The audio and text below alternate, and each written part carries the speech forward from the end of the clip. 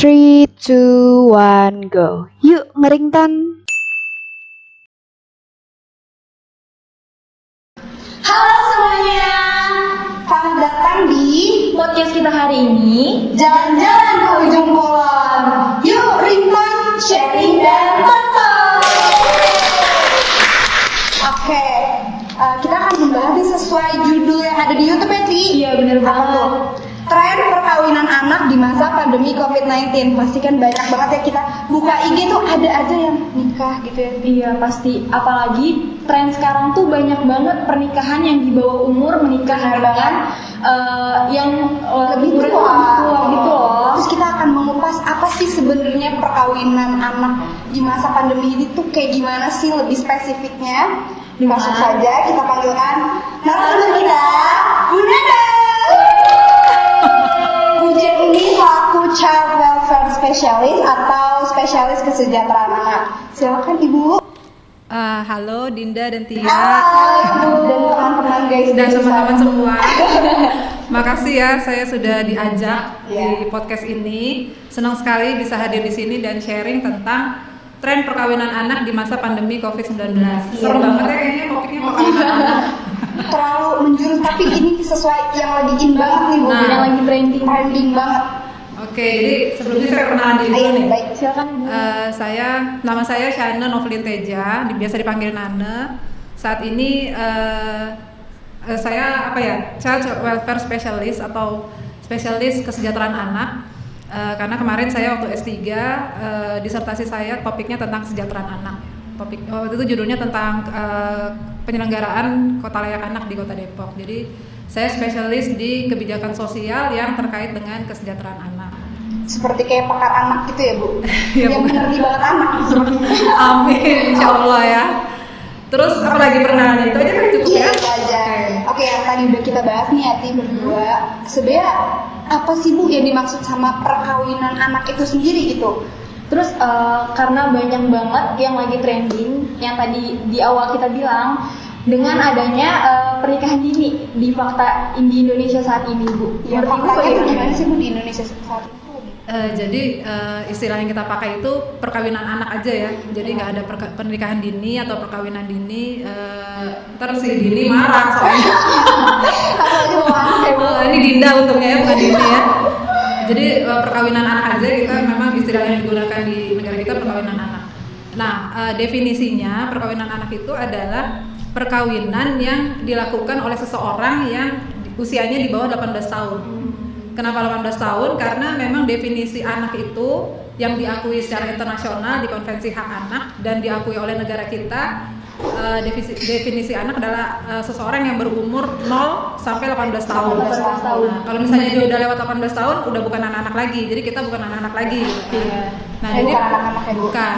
Perkawinan anak itu adalah yang dilakukan perkawinan yang dilakukan oleh mereka yang di bawah usia 18 tahun gitu.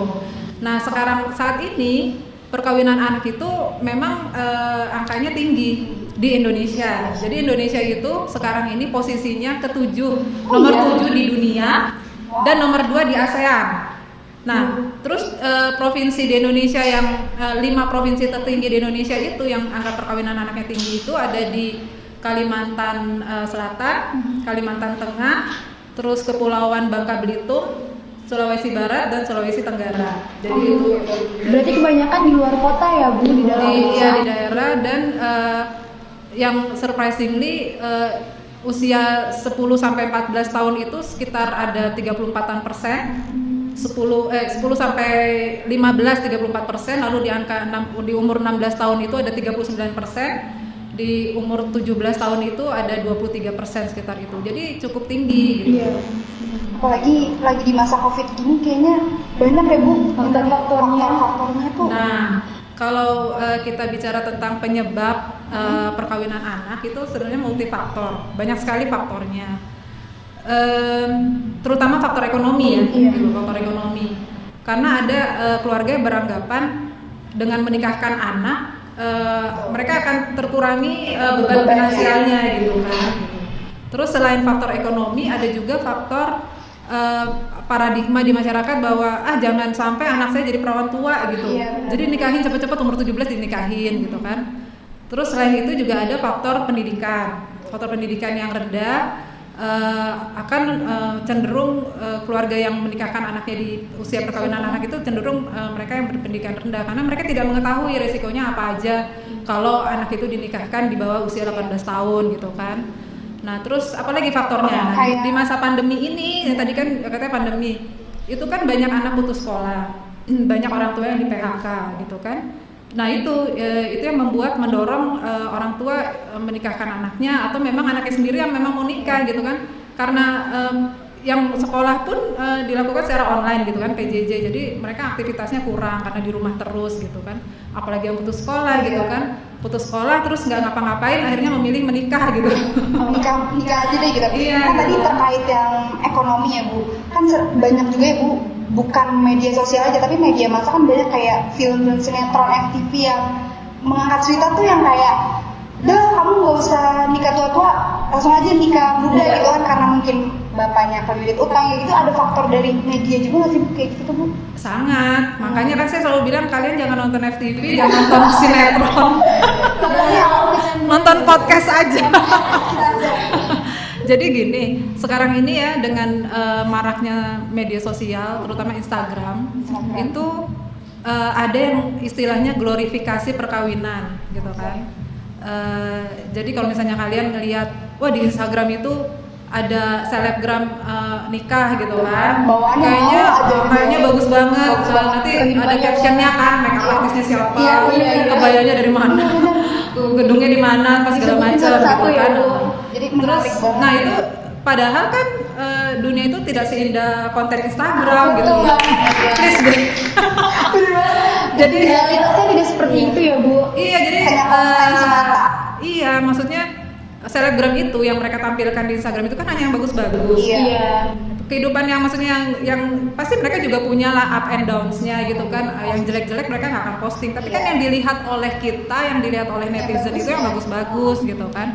Bahkan saya pernah baca di artikel yang ditulis oleh seorang psikolog itu mengatakan bahwa kalau misalnya ada orang yang sering posting kemesraan di media sosial, jadi misalnya dia punya pacar atau punya suami atau istri, dia posting foto-foto mesra segala macam, itu justru menandakan bahwa dia insecure gitu loh, bahwa di kenyataannya dia sebenarnya memang tidak seperti itu malah gitu.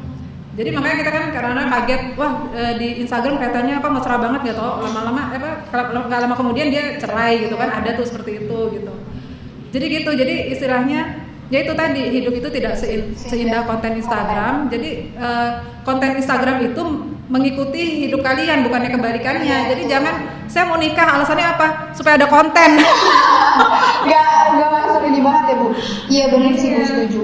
Terus Bu, yang faktor kedua itu kan tadi ada edukasi. Mungkin edukasinya itu seperti anak tersebut menikah muda, misalkan dari orang tuanya mendorong untuk menikah muda, kayak yaudah deh aku ikut aja mah, apa kata mama, misalnya kayak gitu ya Bu.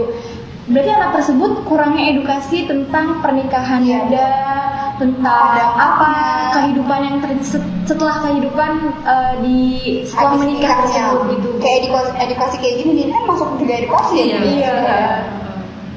Iya, jadi kalau misalnya kita lihat data itu tadi yang saya bilang kalau di Kalimantan Selatan angkanya paling tinggi, itu kalau yang paling rendah itu provinsi itu di Jogja, DIY, Daerah Istimewa Yogyakarta. Kenapa? Karena dulu tuh juga ada anggapan, kan ada penelitian gitu ya, di Jogja itu mereka bilang udah perempuan gak usah sekolah tinggi-tinggi, nanti juga masuk dapur gitu, ada istilah kayak gitu. Tapi semakin kesini sekarang di Jogja itu kan sekarang namanya kota pelajar lah segala macam, jadi udah, dan pemerintah juga melakukan intervensi berupa edukasi, advokasi tentang resiko perkawinan anak gitu. Jadi sekarang malah Jogja itu angka terendah yang perkawinan anaknya gitu.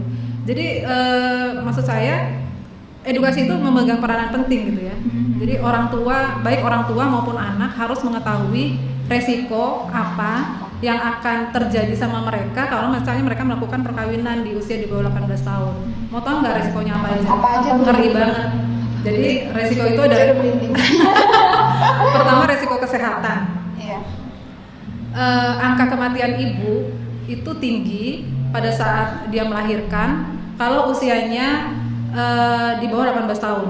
Kalau misalnya si ibu ini usianya 10 sampai 14 tahun, dia beresiko meninggal saat melahirkan itu 5 kali lipat dibandingkan kalau dia melahirkan di atas umur 20 tahun. Jadi karena belum siap ya fungsi-fungsi reproduksinya secara biologis dan secara psikologis gitu loh. Nah itu angka kematian ibu tinggi. Terus ada lagi angka kematian bayi. Angka bayi yang dilahirkan oleh ibu yang masih berusia di bawah 18 tahun itu beresiko untuk meninggal sebanyak 14%. Terus kalaupun biasanya lahir itu biasanya mereka prematur dan kalau misalnya terus lahir sudah dilahirkan mereka akan mengalami hambatan dalam pertumbuhan atau stunting. Jadi bayinya itu either dia meninggal atau dia lahir prematur atau dia stunting gitu kan, nggak ada yang bagus gitu. Nah itu tadi angka kematian ibu, angka kematian bayi, terus perkawinan anak juga beresiko terhadap HIV/AIDS. Kenapa? Karena mereka melakukan hubungan seks di usia dini dan mereka juga tidak paham tentang kontrasepsi. Itu. Terus ada lagi resiko perceraian dan KDRT. Anak-anak yang namanya juga anak-anak ya, terus nikah, emosi itu belum stabil gitu kan. Istilahnya pasangan yang menikah di atas 25 tahun aja pasti banyak sekali penyesuaian yang harus dilakukan apa segala macam gitu kan. Nah ini anak-anak pasti mereka emosinya masih yang temperamen lah apa segala macam. Jadi perceraian itu angkanya tinggi. Dan juga banyak anak-anak perempuan yang menikah dengan pasangan yang lebih tua misalnya itu mengalami kekerasan. Entah kekerasan verbal itu juga kekerasan verbal dan kekerasan fisik gitu.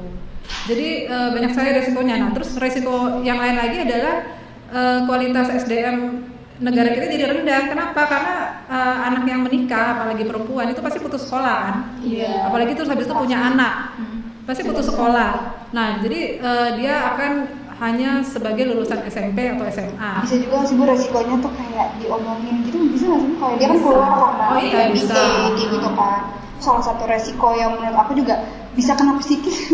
Iya pasti secara dampak psikologisnya juga pasti akan dicap sama tetangga lah atau sama teman-temannya gitu kan. Jadi minder gitu ya Bu. Jadi minder gitu. Jadi banyak sekali resikonya. Ya itu tadi pendidikan pasti putus sekolah kan. Terus kalau misalnya udah putus sekolah, terus dia nggak punya skill, dia nggak punya kapasitas. Nanti kalau misalnya masuk ke dunia kerja pasti upahnya rendah gitu kan.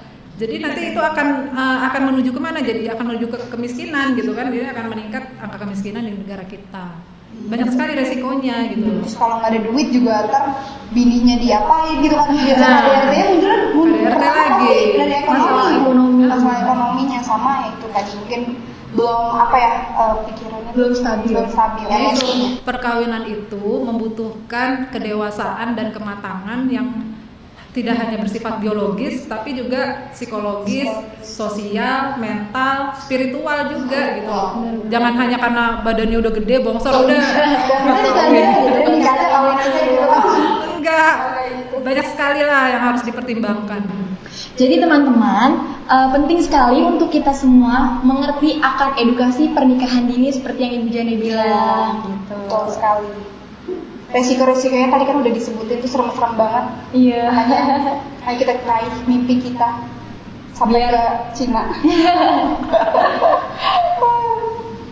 Oke, kita lanjut ya Bu. Kan perkawinan anak ini tuh biasanya tuh yang jadi korban itu si anak perempuannya gitu Bu. Istilahnya dia yang melahirkan gitu dan juga kayak korbannya pokoknya anak perempuan tuh gimana Bu? Mengapa demikian gitu? Lebih berat juga nggak sih Bu? Kayak yang lebih banyak bukan beban sih, tapi lebih kayak apa ya? Pertama melahirkan itu kan pasti udah benar sakit apa segala macam gitu. Dan juga pasti gitu pokoknya ternyata apa-apa tuh anak perempuan gitu jadinya korban itu si perempuan. Iya setuju. Makanya saya juga bilang perkawinan anak itu adalah bentuk pelanggaran hak anak untuk tumbuh dan berkembang dan produktif. Jadi mau nggak mau juga pelanggaran HAM gitu kan. Dan juga merupakan kekerasan terhadap anak perempuan kalau misalnya memang itu dilakukan, misalnya dia menikah dengan pria yang lebih tua, jadi istri kesekian gitu kan. Nah terus ini penting banget saya sampaikan. banyak sekali masyarakat yang punya paradigma itu tadi kan, perempuan gak usah sekolah tinggi-tinggi, nanti juga ujung-ujungnya ke dapur gitu. Itu saya sangat nggak setuju. Saya justru sangat mengencourage anak perempuan itu harus pendidikan tinggi. Kenapa? Kenapa tuh, Bu? Kenapa? Biar nggak digituin, Biar gak direndahin gak sih? Karena perempuan itu nanti akan menjadi ibu, menjadi ibu untuk anak-anaknya gitu kan. Nah kalau dia menjadi ibu untuk anak-anaknya, dia akan menjadi pendidik utama, pendidik pertama anak-anaknya. Anak-anaknya itu siapa? Anak-anaknya itu generasi penerus bangsa, penerus peradaban gitu loh. Justru seorang perempuan itu harus berpendidikan tinggi, bukan karena untuk menyaingi laki-laki atau apa, tapi untuk mendidik anak-anaknya. Ini penting sekali gitu loh. Ini kita punya tanggung jawab, perempuan itu kita punya tanggung jawab terhadap negara, terhadap masyarakat, terhadap agama kita. Bagaimana kita mendidik anak kita itulah nanti dia menjadi kualitas SDM yang berkualitas yang seperti apa gitu loh. Bagaimana anak itu dibesarkan, dididik terutama oleh ibunya akan menentukan kualitasnya dia sebagai SDM di masa mendatang. Jadi perempuan itu harus pendidikan tinggi, ya jangan cukup hanya S1, S2, S3 juga. Kalau ada sempat saya sempat ya biasanya. Bahkan lanjut terus ya Bu, sampai pendidikan itu nggak berhenti ya Kak? Iya betul. Sebagai perempuan harus lebih maju, jangan mau dibilang udah perempuan lah, ntar aja deh udah laki-laki kan itu pekerjaan laki-laki, jangan mau deh kayak gitu. Nah, itu diskriminatif. Diskriminasi gendernya ada ya Bu. Apalagi kalau misalnya di keluarga itu dia punya anak laki dan anak perempuan gitu kan. Terus keterbatasan ekonomi. Begitu mau kuliah, ya udah dia yang anak perempuan gak usah kuliah dulu, yang penting anak laki. Itu saya protes banget, gak bisa. Harus adil gitu. Itu namanya diskriminatif gitu kan. Padahal prinsip pemenuhan hak anak itu tidak boleh diskriminatif, perempuan dan laki-laki sama. Gitu. Jadi kata-kata yang perempuan ngapain sih sekolah jauh-jauh atau sekolah tinggi-tinggi, akhir-akhirnya di dapur itu salah banget teman-teman. Jangan mau digituin, oke? Iya. Kita juga bisa. Buktikan ke laki-laki dan semuanya kita perempuan bisa. Oke, terus apa aja sih Bu yang bisa kita cegah gitu dari perkawinan anak ini Di masa pandemi pandemi kayak gini kan pasti ya banyak yang kayak aduh yang kayak tadi tuh Bu udah gabut di rumah udahlah Nikahin aja, kawin aja gue kayak gitu-gitu. Itu gimana sih Bu cara kita sebagai milenial banget misalnya juga dan anak-anak yang lain tuh mencegahnya tuh kayak gimana gitu Bu? Cari kegiatan kali. Iya Bu. Sibukin diri kali gitu ya. Kok pikirannya ke kawin melulu sih gitu kan. Loh.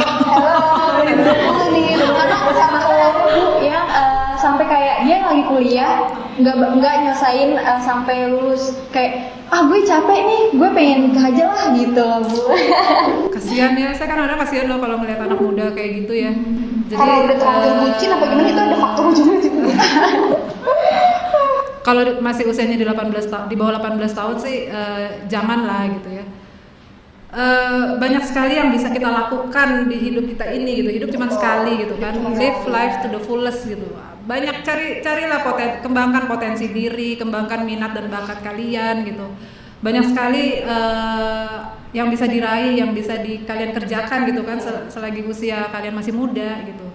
Terus juga banyak-banyak baca, jangan cuma baca WA atau baca Instagram gitu.